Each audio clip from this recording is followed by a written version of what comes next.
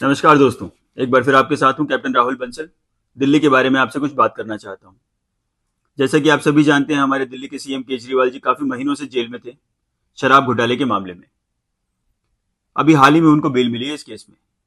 जैसे ही उनको बेल मिली, मुझे बड़ी खुशी हुई। मुझे लगा अब दिल्ली के सीएम जेल से बाहर आ गए हैं तो दिल्ली के लोगों को न्याय मिलेगा, दिल्ली के रुके हुए काम हो पाएंगे। पिछली बारिश में दिल्ली पूरी तरह से डूब गई, इसके लिए जिम्मेदार नेता मंत्रियों को सजा मिल पाएगी। एक बच्चे ने करंट लगने की वजह से अपनी जान दे दी। एक घर में पानी भरने की वजह से 3 बच्चे डूबकर मर गए। 2 घर झरझरा कर गिर गए, उसमें 3 लोगों की मौत हो गई। मुझे लगा इन सब का हिसाब होगा, इन सब लोगों को न्याय मिलेगा। परंतु हुआ बिल्कुल इसका उलट। जैसे ही जेल से बाहर आए, रिजाइन कर दिया। जब केजरीवाल जी जेल में थे तो आम आदमी पार्टी के नेता और उनके परिवार वाले बताते थे कि केजरीवाल जी को दिल्ली की चिंता जेल में दिन रात सताती है। परंतु जब से जेल से बाहर आए हैं, दिल्ली की कोई बात ही नहीं। कर रहे हैं तो सिर्फ और सिर्फ राजनीति। खुला बोल रहे हैं कि अगले इलेक्शन में अगर मुझे जिताओगे तो काम करूंगा, नहीं तो नहीं करता काम।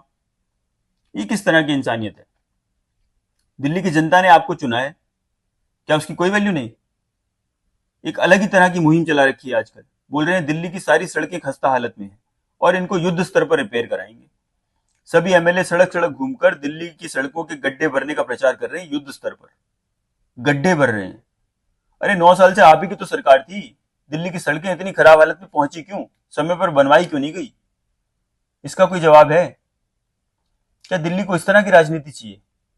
क्या दिल्ली ऐसा सा शहर है? और कल जो हुआ वो तो शर्म की हर सीमा को पार कर गया।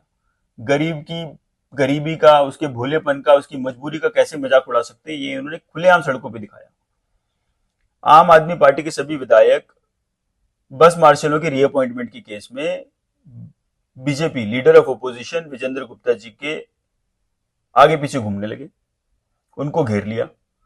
उनके पैरों में पड़ पड़कर फोटो खिंचवाने के लिए एमएलए की लाइन लग गई, सिर्फ ये दिखाने के लिए कि इनकी रीअपॉइंटमेंट इन्होंने रोक रखी है और यही करवा सकते हैं। मतलब एक चुनी हुई सरकार ऑपोजिशन को बोल रही है कि काम हमसे नहीं हो रहा, काम तो आप ही करवा सकते हो। और वो भी ऐसी सरकार जिसके पास एब्सोल्यूट मेजोरिटी हो। दिल्ली की विधानसभा में 70 एमएलए हैं, 70, उसमें से 59 आम आदमी पार्टी के पास हैं। बीजेपी के पास है सिर्फ 7। अब 59 एमएलए की सरकार 7 एमएलए की ऑपोजिशन को बोल रही है कि काम आप करवा सकते हो, हमसे तो नहीं होगा। पिछले 9 साल में हमने कितनी बार देखा, जब जब असेंबली लगी और विजेंद्र गुप्ता जी ने दिल्ली के हित में, दिल्ली के लोगों के लिए जब भी आवाज उठाई, या तो उनकी आवाज को अनसुना कर दिया गया या फिर उन्हें मार्शल द्वारा उठवाकर बाहर करवा दिया गया। कितनी बार हुआ यह हादसा। और आज जब वोट मांगने की बारी आई है तो बोल रहे हैं कि नहीं, काम तो आप ही करवा सकते हो, जैसे उन्होंने रुकवा रखो। अरे मुझे कोई एक रूल दिखा दो विधानसभा का। विधानसभा का कोई एक नियम दिखा दो जिसमें लिखा हो कि 7 विधायक, बीजेपी के 7 ही है ना भाई, 7 अगर एमएलए किसी बात पे अपनी सहमति ना दे रहे हो और 59 की सहमति हो, तो विधानसभा वो रूल पारित नहीं कर सकता। कोई ऐसा रूल ही नहीं है। 59 एब्सोल्यूट नंबर है। अगर ये चाहे, आज आम आदमी पार्टी की सरकार चाहे तो जो मर्जी रूल पास कर सकती है, जिस मर्जी को अपॉइंट कर सकती है, जिस मर्जी को रीअपॉइंट कर सकती है, जिस मर्जी को बर्खास्त कर सकती है।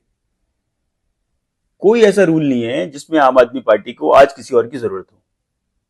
परंतु सिर्फ और सिर्फ बेवकूफ बनाने के लिए, ये दिखाने के लिए कि ये काम बीजेपी ने रोक रखा है, ऐसा षड्यंत्र करा जा रहा है गरीबों के साथ। और ये हमारी अज्ञानता का फायदा उठाया जा रहा है। और हम अज्ञानी क्यों ना हो भाई, हमें तो पैसे कमाने के लिए सड़क पर निकलना पड़ता है, हमें तो नौकरी करनी पड़ती है, फैक्ट्री चलानी पड़ती है, दुकान चलानी पड़ती है, रेडी लगानी पड़ती है, तब जाकर पैसे आते हैं। हमारे पास इतना टाइम थोड़ी है। हमें राजनीति करने के पैसे नहीं मिलते, हमें नौटंकी करने के पैसे नहीं मिलते। और ये हमारी अज्ञानता का फायदा उठाने की कोशिश कर रहे हैं। मेरा मानना है अज्ञानी होना कोई गुनाह नहीं है। गुनाह है ज्ञानी आदमी का अपने ज्ञान का गलत इस्तेमाल करके अज्ञानी आदमी का शोषण करना। और इस केस में तो दिल्ली सरकार बिल्कुल ऐसा ही कर रही है। परंतु मैंने भी ठान लिया कि अब मैं ऐसा होने नहीं दूंगा, बिल्कुल नहीं होने दूंगा। दिल्ली की जितनी भी पॉलिसीज बनाई है दिल्ली सरकार ने पिछले 9 सालों में, सारी पॉलिसी एक एक करके आपके सामने लेके आऊंगा और आपको दिखाऊंगा कि उन पॉलिसीज का आज आउटकम क्या है, क्या रिजल्ट आया है, दिल्ली का क्या फायदा हुआ, क्या नुकसान, दिल्ली के इंफ्रास्ट्रक्चर में क्या बदलाव आया है, वो भी आपके साथ साझा करूंगा। दिल्ली का कंपैरिजन करेंगे सराउंडिंग एनसीआर से और देखेंगे कि पिछले 9 साल में दिल्ली आगे बढ़ी है कि पीछे छूट गई है। और दिल्ली के लोकल डेवलपमेंट में जो सिटीजन है उनके मन की बात को समझा गया है कि नहीं। उसके बाद हम फैसला करेंगे कि हमें वोट किसको देना है।